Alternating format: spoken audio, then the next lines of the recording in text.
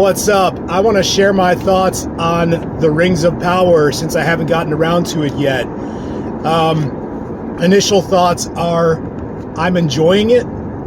I am a Middle-earth, Lord of the Rings, Silmarillion, Hobbit nerd. I read them all. I love them. So if anybody wants to get this series right, if anybody wants to see it done right, I'm that guy. With that being said, I know that there's a lot of concerns, a lot of fears, a lot of, are they going to stick with the canon of Tolkien? And in ways they already have broken with that. But here's why I'm remaining optimistic about it. I have long said that the first and the second ages that are spoken of in the Silmarillion and in the appendices at the back of the Lord of the Rings book, which, by the way, is what Amazon has the rights to. They have the rights to the appendices. They speak on the first, second, and third ages of Middle-earth. Lord of the Rings and The Hobbit take place in the third age. The age that they are covering in this series is the second age. Okay, here's why I'm optimistic. We're going to get to see some amazing stuff. We just need to be patient, let it build.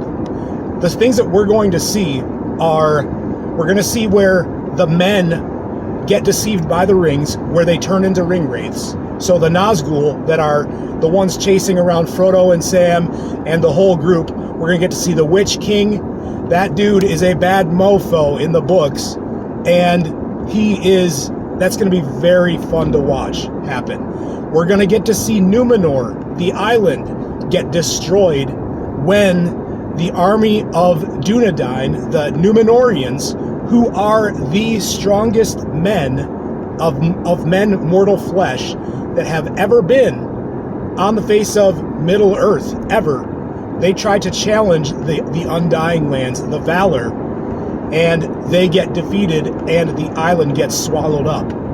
All of this by the works of Sauron, who deceives them into doing it. And then Sauron heads on back to Middle Earth, where the largest battle will be waged since the time of the elves, men, and dwarves fighting against Morgoth back in the first age, which was massive.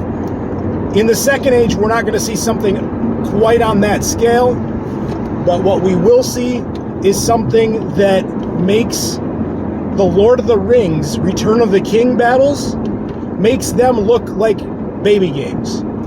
This battle between, it's the last alliance, the last legit alliance of elves, men, and dwarves are going to fight against Sauron, and Isildur, Elendil's son, is going to cut the hand off of Sauron, which is basically going to banish his spirit into the netherworlds, and he comes back in the era of Lord of the Rings after thousands of years of wandering to and fro without any real power. But we're going to get to see that battle. So these are the things I'm optimistic about. Here's what we need to remember as we're watching this. Don't get too overly critical if you want to see those things happen. I don't care if there's no such thing as the Harfoots, this sect of hobbits in the second age. I don't care. I don't care if they put them in there. They are boring, yes. They are useless, in my opinion. And the only thing that really matters so far with that is who is the stranger. My gut is that it's one of the Blue Wizards, one of Gandalf's kindred, maybe even Gandalf himself. But anyways, that's the only interesting thing about the stupid Harfoots, in my opinion. However, I don't care that they're in there.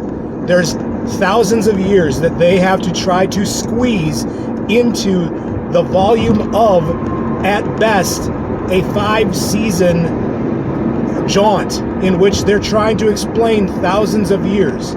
So I think we need to give them a little bit of slack in their attempt to try to make a story of all of that. Yes, it's starting off slowly, but how do you expect it to start off when you need to introduce to people who have never seen anything Middle Earth? You have to introduce to them the kingdoms of men, elves, dwarves, and all of the kingdoms around Middle Earth on top of that. So, and you got to introduce their history. They have a massive task. So far, they're doing pretty good at it.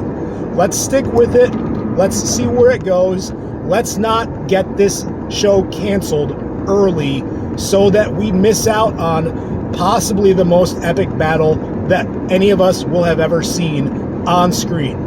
Those are my thoughts. Love you guys. I'll probably be posting more on Lord of the Rings, Rings of Power in the future after each episode. Can't believe I haven't done it till now. But anyways, love you all. Talk to you later.